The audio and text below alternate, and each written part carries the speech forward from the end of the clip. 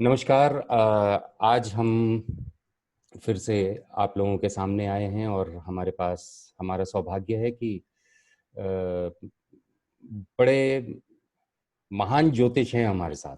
एक वीडियो हम उनके साथ कर चुके हैं और आपकी महानता के बारे में मैं एक बार को ये बताऊं कि कितने बड़े लोग और कितने उच्च पदों पर बैठे लोग आपसे सलाह परामर्श लेते हैं कि मैं आपको बता नहीं सकता हूँ। और आपका ये बड़कपन है कि आप इसको कभी जाहिर नहीं होने देते, और इसलिए मैं इसको जाहिर करने की कोशिश भी नहीं करूंगा आपकी आज्ञा के बगैर। लेकिन हमारा सौभाग्य है कि आपका सानिध्य हमें प्राप्त है और आज एक बहुत सुंदर विषय के ऊपर हम चर्चा करने वाले हैं। इससे पहले पंडित राकेश चतुर्वेदी जी भी हमारे साथ हैं, और पंडित विष्णु राजौरिया जी, जो ज्योतिष में एक बहुत बड़े नाम हैं, जो लोग ज्योतिष को समझते हैं, आज उनका सानिध्य प्राप्त है हमें। तो पंडित राकेश चतुर्वेदी जी, जो ब्राह्मण अस्मिता एकता मंच के अध्यक्ष भी हैं, आपसे अनुरोध करूंगा कि 1 मिनट के लिए आप जो है इंट्रोड्यूस करें पंडित राजौरिया जी को, और उसके बाद जो है हम लोग म्यूट पे आ जाएंगे और विषय को आगे बढ़ाएंगे। सभी को नमस्कार, हमारे दर्शकों को नमस्कार। और हमारे बीच में धर्माधिकारी पंडित विष्णु राजौरिया जी उपस्थित होंगे। और आज का जो विषय है, आज का विषय रितेश शुक्ला जी ने जो रखा है, व्यक्ति की लग्न कुंडली। और लग्न कुंडली में जो 12 राशियां होती हैं, उन 12 राशियों को किस तरीके से व्यक्ति देखे। खास तौर से अभी जो उन्होंने नया विषय लेके आए हैं, राकेश जी आप सही बोल रहे हैं। आप जो नया विषय लेकर आए हैं, उन नए विषय का लेने ये है कि जिन अभी जैसे पिछले ही हफ्ते हम लोगों ने एक परिचय सम्मेलन आपकी आवाज थोड़ी कट रही है। परिचय सम्मेलन किया था, और परिचय सम्मेलन के माध्यम से परिचय सम्मेलन के माध्यम से जिन लोगों के रिश्ते तय हो रहे हैं, उनकी जो जिस तरीके से कुंडलियों के मिलान हो रहे हैं, लोगों का ये सोचना है कि यदि जो लोग हैं वो अपनी कुंडली को किस तरीके से देख सकते हैं। इस पर चर्चा के लिए आज रितेश शुक्ला जी ने हम लोगों को आमंत्रित किया है, और हमारे बीच में धर्माधिकारी पंडित विष्णु राजौरिया जी हैं। तो आज उसके विश्लेषण करेंगे कुंडली का, कि कुंडली के किस तरीके से लोगों को उसको देखना चाहिए और किस तरीके से करना चाहिए। तो उसके विश्लेषण के लिए हमारे बीच में धर्माधिकारी पंडित विष्णु राजौरिया जी हैं। मैं उनका बहुत बहुत स्वागत करता हूं, वंदन करता हूं कि वो हम सब लोगों का मार्गदर्शन करें, कि जिससे कि आम जन समुदाय को ये मालूम होना चाहिए कि राशियों का क्या प्रभाव होता है हमारे जीवन पर। पंडित जी, इससे पहले कि आप शुरू करें, बस 10 सेकंड में आपका ध्यान आकर्षण करना चाहूंगा इस प्रश्न पे। नहीं, आप अपनी बात रखिए, पूरी रखिए। कि अब शादी तय हो गई है, परिचय सम्मेलन हो गया है, शादी होनी है अभी। अब इस बीच में क्या होने वाले वर वधू एक दूसरे की कुंडली को देखने समझने की चेष्टा नहीं करनी चाहिए? इतना भी नहीं कर सकते एक दूसरे को समझने के लिए? और क्यों ना हमें ये मैंडेटरी कर देना चाहिए कि अगर कोई आदमी अपने होने वाले वर वधू का कुंडली नहीं देख सकता, देखने की चेष्टा नहीं कर सकता, तो वो आगे उसके लिए क्या करेगा? ये भी एक बहुत बड़ा प्रश्न है। तो इसके ऊपर भी जरा प्रकाश डालिएगा। बिल्कुल। देखिए, ज्योतिष विधा हमारे ऋषि मुनियों ने बनाई है, और महर्षि भार्गव और भारद्वाज के जमाने से अनादिकाल से ये परंपरा चली आ रही है, और अनेक ऋषि मुनियों ने उसको और ऊंचाइयों पर पहुंचाया है। क्योंकि ज्योतिष विद्या एक भचक्र विज्ञान का स्वरूप है, और भचक्र में जितने भी प्राणी जन्म लेते हैं इस ब्रह्मांड में, सभी के ऊपर भचक्र का यानी नवग्रहों का प्रभाव, नक्षत्रों का प्रभाव, राशियों का प्रभाव पड़ता है, और उसी के अनुसार उनका जीवन चलता है। उनका जीवन का सुख दुख और उनकी आयु, उनके जीवन के उद्भव और पराभव, सब ये ग्रह नक्षत्रों के आधार पर ही होते हैं। तो अब प्रकृति का सर्वश्रेष्ठ प्राणी कौन है? मनुष्य। मनुष्य योनि परमात्मा ने सबसे श्रेष्ठ योनि बताई है, और मनुष्य सबसे अधिक बुद्धिमान होता है। और बुद्धिमान होने के कारण ऋषि मुनियों ने जो साहित्यों का सृजन किया, ज्योतिष वाङ्मय का सृजन किया, सबसे पहले वेद, वेद के बाद में शास्त्र, उपनिषद, फिर 18 पुराण, और उसी के अंतर्गत वेदों से ही ज्योतिष की उत्पत्ति हुई है। तो ज्योतिष विद्या में प्रत्येक विषय को आप सूक्ष्मता से अनुभव कर सकते हैं, उसके बारे में जान सकते हैं। तो अब आपका प्रश्न है दाम्पत्य जीवन के विषय में, कि जो नवयुगल दाम्पत्य जीवन में प्रवेश करेंगे, उनको एक दूसरे के प्रति अपने भावों को और आने वाले जीवन में होने वाली घटनाओं के संबंध में जानकारी होनी चाहिए। तो ये निश्चित रूप से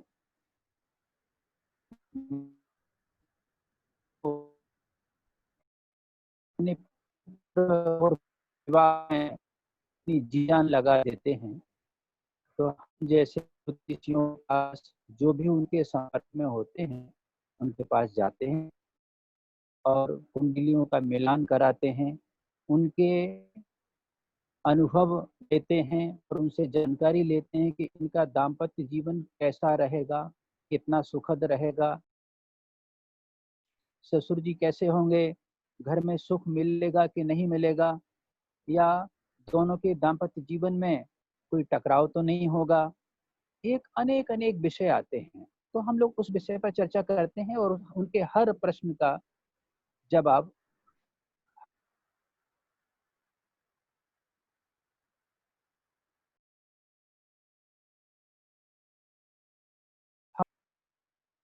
जन्म का समय, जन्म दिनांक और स्थान, ये 3 आधार पर व्यक्ति की कुंडली हम लोग बनाते हैं।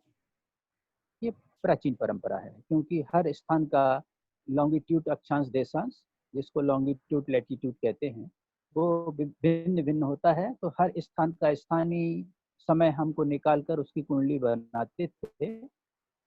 अब कंप्यूटर के माध्यम से बहुत ही सरल हो गया है ये सब कार्य।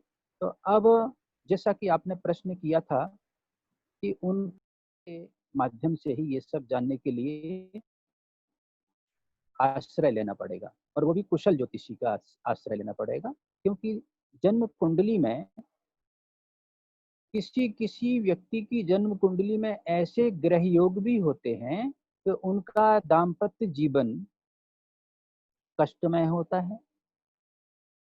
और कई बार जो समझदार ज्योतिषी होते हैं, अपने यजमान को उस कुंडली से मिलान करने के बाद ये कह देते हैं कि इससे आप ना करें तो अच्छा है, क्योंकि गुण मिलान तो हो जाता है। कई बार गुण 28 भी मिल जाते हैं और 32-31 भी मिल जाते हैं, लेकिन कुछ योग ऐसे होते हैं कि इससे विवाह नहीं करना चाहिए, तो ऐसी भी सलाह देनी पड़ती है। लेकिन ये व्यक्तिगत विषय होता है, क्योंकि 2 जातकों की कुंडली होती है, तो किसी भी जातक के ऊपर, ज्योतिषी का धर्म है ये, किसी की भी जातक के ऊपर इस प्रकार का ऐसा कोई ठप्पा नहीं लगा सकते कि उसका विवाह ना हो। तो हम लोगों को ये सावधानी विशेष रूप से रखनी चाहिए। ज्योतिष एक गूढ़ विषय है, और कुशल ज्योतिषी का ये धर्म है कि वो अपने यजमान के, जो उनके पास आए हैं, और वर कन्या के हित में उनके दाम्पत्य जीवन बहुत सुखी रहे, संपन्न रहे, उनकी अच्छी संतति हो, और उनके जीवन में कठिनाइयाँ कम से कम आएँ, क्योंकि गृहस्थ जीवन में कठिनाइयाँ तो सबके आती हैं, उतार-चढ़ाव आते हैं, लेकिन वो उसको झेलने की क्षमता कैसे प्राप्त करें, इन सब का ज्ञान कराना चाहिए। ये ज्योतिषी का कर्तव्य है और हमको करना भी चाहिए, और हम करते हैं। अब जैसे किसी व्यक्ति के सप्तम भाव बहुत ज़्यादा बिगड़ा हो, सूर्य बैठ गया हो, शत्रु राशि में बैठ गया हो, सूर्य शनि की युति हो जाए, सूर्य या शुक्र की युति हो जाए, सूर्य नीच राशि का हो, तो ऐसी स्थिति बड़ी विकट हो जाती है कई बार। तो ऐसे जातकों का विवाह होना बड़ा कठिन हो जाता है, और विवाह हो जाए तो टूट जाता है, टूटेगा नहीं तो जो सामने वाला पक्ष है उसकी मृत्यु भी हो सकती है। तो ऐसे ऐसे कठिन योग आते हैं। तो इन सब विषयों पर हमको बारीकी से विचार करना चाहिए। सबसे पहले हमको लग्न का आधार लेना चाहिए कि लग्न व्यक्ति का व्यक्तित्व, स्वभाव और स्वरूप, तीनों बातों की जानकारी व्यापक रूप से दे देती है। आपका लग्नेश कितना मजबूत है, लग्नेश कौन सा ग्रह है और वो किस भाव में बैठा है, उस ग्रह पर किन शुभ ग्रहों की या अशुभ ग्रहों की दृष्टि है, इसके आधार पर व्यक्ति का स्वभाव स्वरूप तय हो जाता है। वहीं दूसरे घर से हम दो चीजें विशेष रूप से देखते हैं, वैसे अनेक होती हैं, लेकिन दो विषय विशेष रूप से देखते हैं कि उसका वाणी कौशल कैसा है। हम ये जान सकते हैं कुंडली देखकर कि व्यक्ति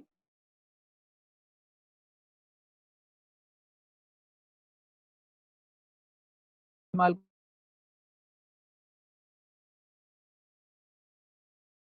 मीठी वाणी बोलेगा, उसका खान पान पता लग जाएगा, खान पान कैसा है। इन सब चीजों को कुंडली के माध्यम से हम समझ जाते हैं। दूसरा एक पक्ष और, उसमें धनागम की कितनी क्षमता है, धन कैसे कमाएगा, वो धन कितना कमा सकता है, इस बारे में हम जान सकते हैं। इन सब विषयों को इसी प्रकार से तीसरे भाव से हम ये जानते हैं कि उस व्यक्ति में कितनी क्षमताएं हैं। तीसरा भाव पराक्रम का होता है, इसका कारक ग्रह मंगल है। और ये तीसरा भाव यदि व्यक्ति का मजबूत है, पराक्रम भाव बहुत मजबूत है, तो ये मानिए कि वह जीवन में परिश्रम करके जीरो से हीरो बन जाता है। ये हम कुंडली में देखते हैं। तो जो प्रबुद्ध पर पक्ष के या कन्या पक्ष के होते हैं, वो इस विषय को उठाते हैं और हम उनका निराकरण करते हैं। अब ये देखिए, ये जो भावों के प्रभाव हैं, एक कन्या और वर दोनों के लिए एक स्वरूप है। इसमें कोई ज्योतिष वर और कन्या में बहुत ज्यादा भेद नहीं करता है, कुछ मामूली बातों में उसका विषय देखा जाता है। चतुर्थ भाव से हमको ये पता लग जाता है कि व्यक्ति के जीवन में सुख कितना है। भाई विवाह कर रहे हैं तो फिर ये भी देखना पड़ेगा जीवन सुखी रहेगा कि नहीं रहेगा। चौथे भाव से हम ये भी पता लगा लेते हैं कि भाई सास का स्वभाव कैसा है, माँ कैसी है, कोई उग्र स्वभाव की सास तो नहीं मिल रही है। तो ये पता लगना बहुत बड़ी बात होती है। तो इससे वर कन्या के माता पिता को बड़ा संतोष होता है कि उनको पहले से ये पता लग जाए, आभास हो जाए। और ये हमने कई बार प्रत्यक्ष रूप से प्रमाणित किया है और प्रमाणित हुआ है। जिनका विवाह हो गया है वो भी अभी देख लें अपनी कुंडलियां, तो उससे पता लग जाएगा। पंचम भाव से व्यक्ति के विशेष ज्ञान, ज्ञान भाव पंचम भाव होता है, उनकी अध्ययन शक्ति, मेधा शक्ति, उनका ज्ञान, वाक चातुर्य और उनका अध्ययन अध्यापन और विशेष संतान। पंचम भाव बहुत मजबूत होगा तो उस व्यक्ति का ज्ञान मजबूत होगा, संतान पक्ष भी मजबूत होगा। और जब संतान अच्छी होगी तो परिवार वंश आगे बढ़ेगा और वंश की प्रसिद्धि भी होगी और परिवार की प्रतिष्ठा के अनुकूल वो कार्य भी करेगा। इस तरह से संतान पक्ष देखते हैं। फिर पहुंचते हैं षष्ठम भाव पर। तो छठे भाव से हम ये देखते हैं कि इस जातक को, इस वर या कन्या को कौन सा रोग होने की संभावना रहेगी। तो छठवां भाव रोग का है और छठवें से छठवां भाव 11वां भाव वो महारोग का है। तो इन दोनों को लिंक आपस में मिलाना पड़ता है, क्योंकि सामान्य तौर पर अधिकांश व्यक्तियों की मृत्यु किसी ना किसी रोग के कारण होती है। तो वो ये छठवां और 11वां भाव इस बात को स्पष्ट रूप से बता देते हैं कि अंतिम समय में जब मार्केश की दशा आएगी। अब मार्केश क्या होता है? मार्केश सप्तमेश और द्वितीयेश, दूसरे घर का और सातवें घर का स्वामी मार्केश होता है। लेकिन वो कितना प्रभावकारी है ये कुंडली बताती है। लेकिन रोगों की और शत्रुओं की जानकारी हमको छठे भाव से मिल जाती है। शत्रु कितने प्रभावशाली हैं और उतना उनका कितना प्रभाव होगा। जैसे किसी व्यक्ति के छठे भाव में क्रूर ग्रह आ जाएं, शनि आ जाए, राहु आ जाए, केतु आ जाए, मंगल आ जाए या सूर्य आ जाए, तो छठे भाव में वो मजबूत माना जाता है, क्योंकि उसके ऊपर रोग और शत्रुओं का बहुत कम प्रभाव होगा। अपराजित होगा, वो अजात शत्रु हो जाएगा, उसका कोई कुछ बिगाड़ नहीं पाएगा, मुकदमे में भी जीत जाएगा। इसी तरह से सप्तम भाव में हम देखते हैं कि सप्तम भाव में कोई क्रूर ग्रह नहीं हो। तो इसलिए आपने देखा होगा कि व्यावहारिक जगत में सबसे ज्यादा भय व्याप्त होता है मंगली कुंडली से, जबकि ऐसा नहीं होना चाहिए।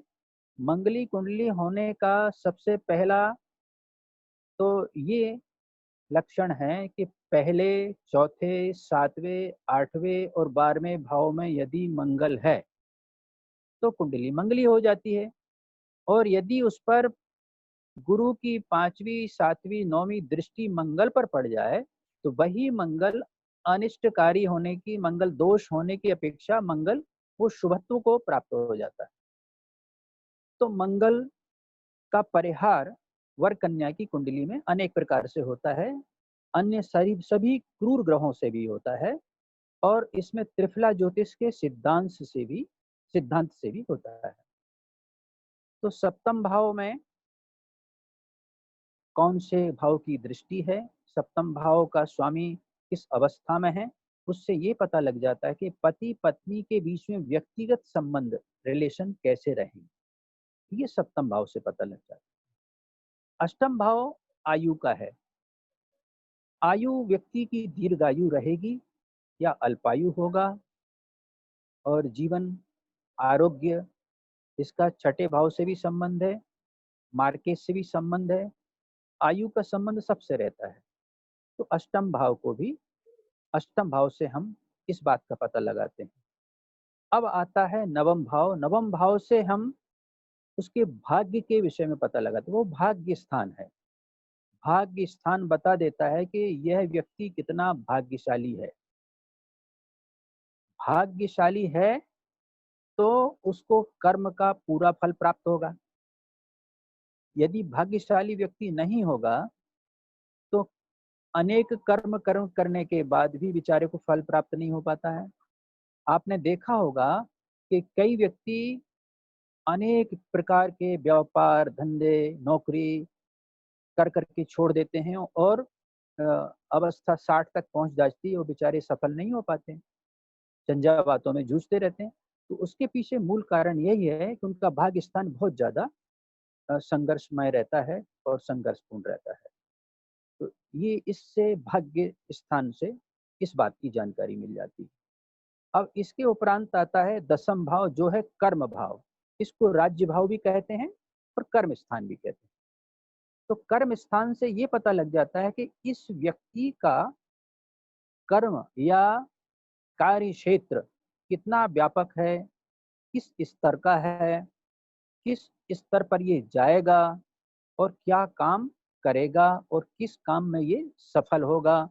इन सब की व्याख्या हम दसम भाव से और उसके मौजूद ग्रहों से और उस पर पड़ रहे ग्रहों की दृष्टियों से हम सबको जानकारी विभिन्न प्रकार से मिल जाती है, और काफी सूक्ष्म जानकारी मिल जाती है। इस भाव से पिता के संबंध में पूरी जानकारी मिल जाती है कि पिता का स्वभाव कैसा है, उनका स्वरूप कैसा है, उनकी पद प्रतिष्ठा क्या है, समाज में उनका मान सम्मान है कि नहीं है, वो किस प्रकार के व्यक्ति हो सकते हैं। यह सब जानकारी हमको दसम भाव से पता लग जाती है। अब पहुंचते हैं अपन 11वें भाव पर। तो 11वां भाव है लाभ स्थान। देखिए, लाभ स्थान और दूसरा भाव था धन भाव का। तो लाभ केवल धन का ही नहीं होता है, अनेक प्रकार के लाभ होते हैं जीवन में। किसी को बहुत मान सम्मान प्रतिष्ठा होती है, और धन की कोई उसको परवाह नहीं रहती, धन ज़्यादा उसको अपेक्षा नहीं रहती, लेकिन उनको मान सम्मान प्राप्त होता है। तो ये भी कोई कम बड़ी बात नहीं होती है कि धन से ही केवल प्रतिष्ठा होगी। हाँ, भौतिक में धन, आवश्यकता अनुसार धन चाहिए, वो सब पता लग जाएगा 11वें भाव से कि इनको लाभ किस प्रकार से होगा। ये भी पता लग जाएगा कि नंबर 2 का मिलेगा, कि नंबर 1 का मिलेगा, कि केवल परिश्रम का मिलेगा, कि कम मिलेगा या ज़्यादा मिलेगा। ये सब 11वें भाव की ग्रह और उन पर पड़ने वाली ग्रहों की दृष्टियाँ, ग्रहों के अंश के माध्यम से हमको आसानी से पता लग जाती। इसके उपरांत कुंडली का एक ही भाव बचा, वो है 12वां भाव। 12वां भाव, इसको व्यय भाव भी कहते हैं। तो व्यक्ति जो धन लाभ अर्जित करता है, तो अर्जित क्यों करता है? भाई, सुख सुविधाओं पर खर्च करने के लिए करता है, अपने जीवन यापन के लिए खर्च करता है। तो 12वां भाव ये बता देगा कि व्यक्ति में खर्च करने की शैली कैसी है, खर्च करने की क्षमता क्या है, उसका खर्च करने का स्वभाव कैसा है। आपको ऐसे भी सज्जन बहुत मिलेंगे जिन पर पर्याप्त धन होगा, लेकिन खर्च, कहते हैं ना, चमड़ी चली जाए पर दमड़ी ना जाए, ऐसे भी।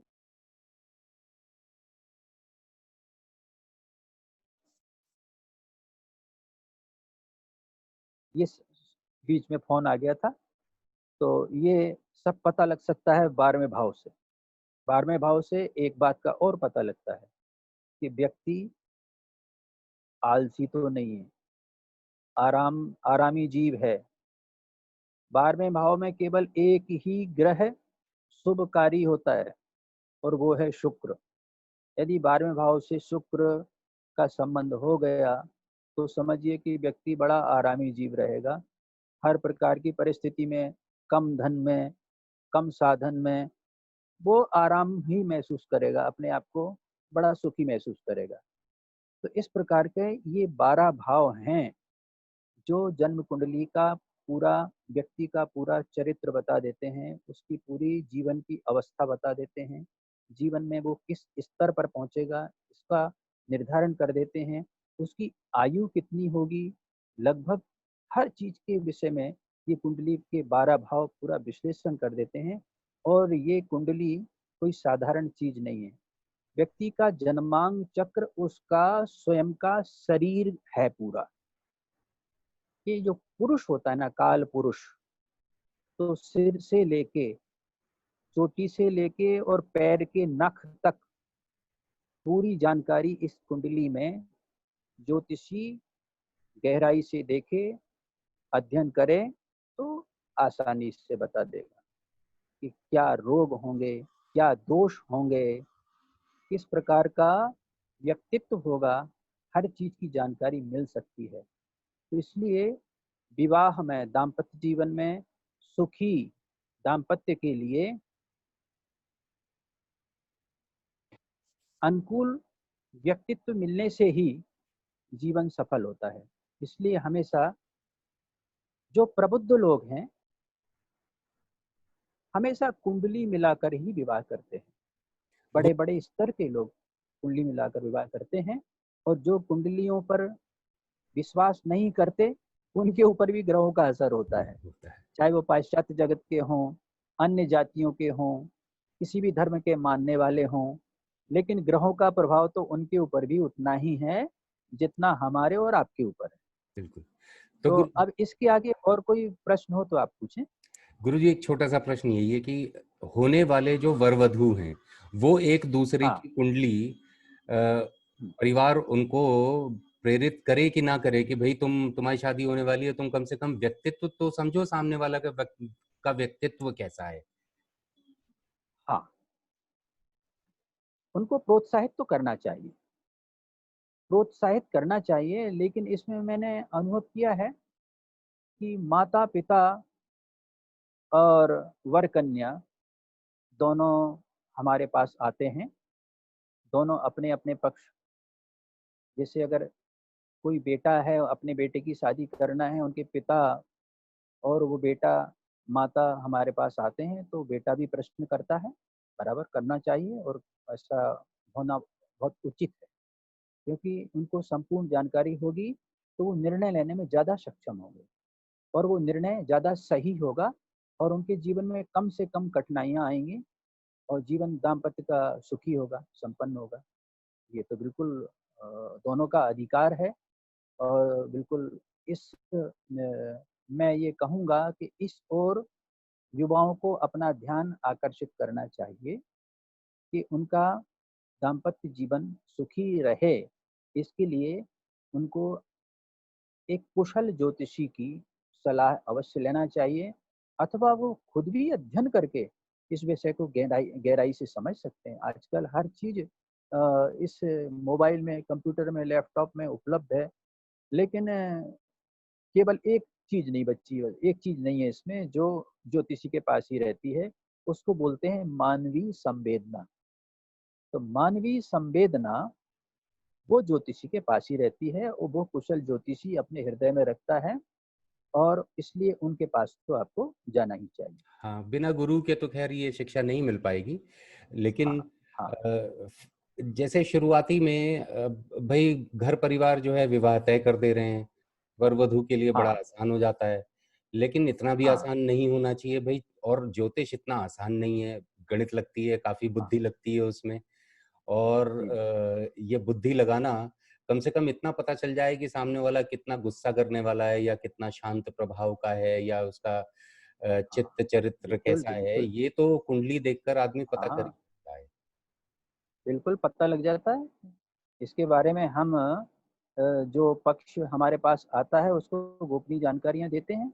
इनको हम अभी यहाँ पर आपके सामने कुछ चीज़ों को हम सार्वजनिक नहीं कर सकते, क्योंकि ये ऐसी चीज़ें हैं कि जिससे किसी को ठेस पहुँच सकती है। बिल्कुल। लेकिन जो व्यक्ति हमारे पास आता है उसका हित साधन हमारा धर्म बनता है, और उस विषय को हम मार्गदर्शन देते हैं, उनको मार्गदर्शन देते हैं बराबर। तो उस बात को मानते हैं और उसका अनुकरण करते हैं। बिल्कुल। तो बहुत-बहुत धन्यवाद। चारित्रिक विषय में पूरी जानकारी को नहीं दिया बिल्कुल। तो बहुत-बहुत जाता। धन्यवाद गुरुजी। ये एक तरीके से मुझे लग रहा है कि एक हमें ट्यूटोरियल शुरू कर देना चाहिए कि भई अगर इस भाव में ये ग्रह है तो व्यक्ति कैसा है, व्यक्तित्व कैसा है, इसके ऊपर एक चर्चा अगर हो हाँ, आगे, तो मेरे ख्याल से हाँ, मैं निवेदन करूँगा कि आगे हम कुछ इसके ऊपर और आपसे ज्ञान लाभ लें, दर्शन बिल्कुल, लाभ बिल्कुल। लें। तो जल्दी ही देखिए, आपको। मेरे पास नित्य प्रति अभी जैसे लॉकडाउन का समय चल रहा था, और अभी भी मोबाइल फ़ोन पर निरंतर फ़ोन आते हैं, अभी भी जो 4-5 फ़ोन बीच में आ गए। जी, मोबाइल बताऊँगा, और शुल्क की कोई बात नहीं है। शुल्क तो ईश्वर देता है अपने आप। आपका प्रतिफल फल कौन देने का काम है? परमात्मा का काम है। तो कोई भी व्यक्ति संपर्क कर सकता है, उनको बराबर हम उचित सलाह देंगे, और जब तक इस शरीर में जान है, ज्ञान है, शरीर चल रहा है, तब तक अपने कर्तव्य से विमुख नहीं होंगे। इसको करते रहेंगे, निरंतर करते रहेंगे। जी, आप तो शुल्क नहीं लेंगे सर गुरुजी, लेकिन मान्यता ये है कि बगैर शुल्क के परामर्श लिया हुआ परामर्श काम का भी नहीं होता है। तो ये। नहीं, लेकिन इसमें इसमें क्या है, देखिए, ये आत्मीय बात है, भाव भाव की बात है। इसमें एक शुल्क निर्धारित नहीं किया जा सकता। ये बिल्कुल बड़ा आपका बिल्कुल सही है। ज्योतिष विज्ञान में व्यापार नहीं है ये। इसको दक्षिणा के रूप में वो जो देंगे स्वीकार करेंगे, और जब देंगे तब स्वीकार करेंगे। जी, बिल्कुल। बहुत सुंदर, बहुत सुंदर। तो आज के लिए बस इतना ही। बहुत-बहुत धन्यवाद गुरुजी। दोबारा जो है अनुग्रह करेंगे आपसे और जल्दी ही आपका सानिध्य प्राप्त हो, इसी आशा में आपको धन्यवाद देते हुए दोबारा मिलेंगे इसी आशा में। बहुत-बहुत धन्यवाद। थैंक हाँ, यू वेरी हाँ, मच। बिल्कुल। आपका पुनः स्वागत है, और सभी दर्शकों को बहुत-बहुत नमस्कार, प्रणाम। जी, नमस्कार। नमस्कार।